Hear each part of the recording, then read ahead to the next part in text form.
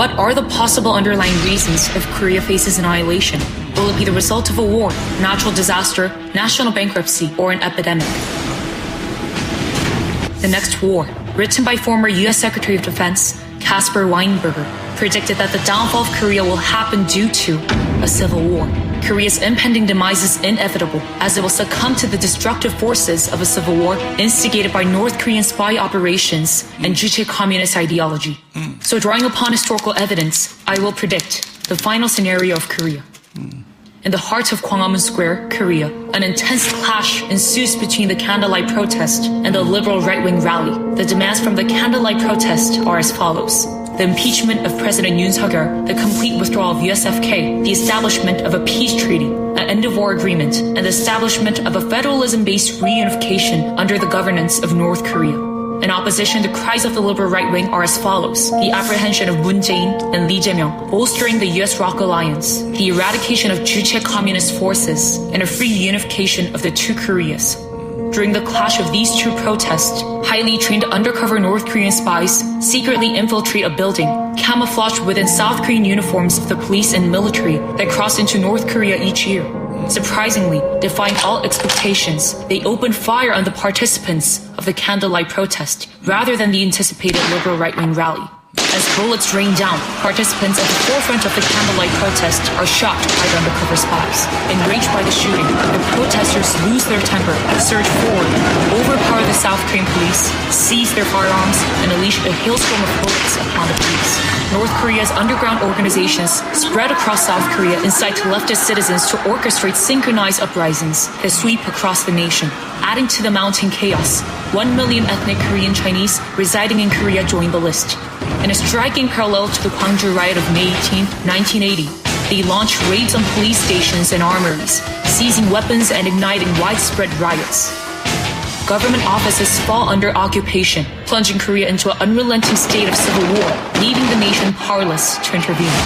The situation spirals into chaos, reaching a point where the police, soldiers, and even the U.S. Army cannot stop the chaos. In this critical juncture, as the civil war in Korea intensifies, North Korean special forces execute a sudden invasion to seize control over South Korea. The citizens who already turned predominantly left-leaning cheers "Long live Kim Jong-un" while welcoming the North Korean People's Army, heralding an irreversible path towards federal unification for Korea. This marks the completion of the North Korean operation, spanning from the autumn uprising of 1946 to the Jeju April 3rd incident, the Yeosun Rebellion, and the Gwangju riot of May 18th. In order to suppress any internal opposition, a statement is broadcasted across all media platforms. All civil servants will retain their positions, and the current public safety law and order shall remain unchanged.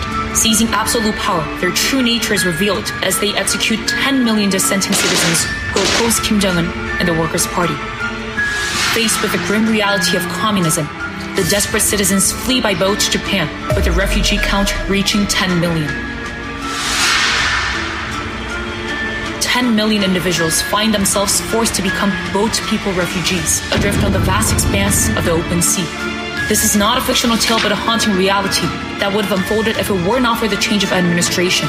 Anticipating the consequences, the Japanese National Assembly has proactively discussed strategies to accommodate and support the influx of Korean refugees seeking safety in Japan.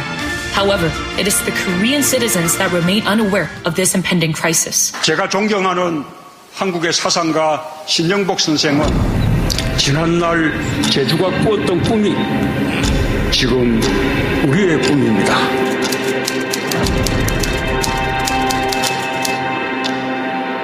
이제 이 미점령군하고 미국 철수해버리겠다 이렇게 제가 그래서 다행이다.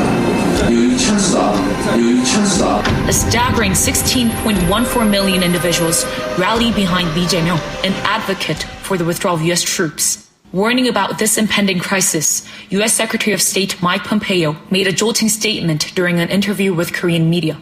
But we should always be clear as nations the things we stand for, because tomorrow it will be you. Because tomorrow it will be you.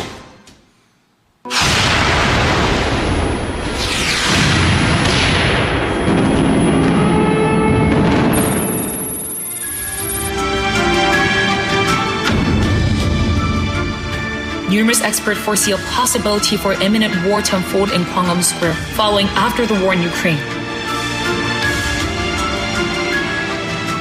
The next war is Korea.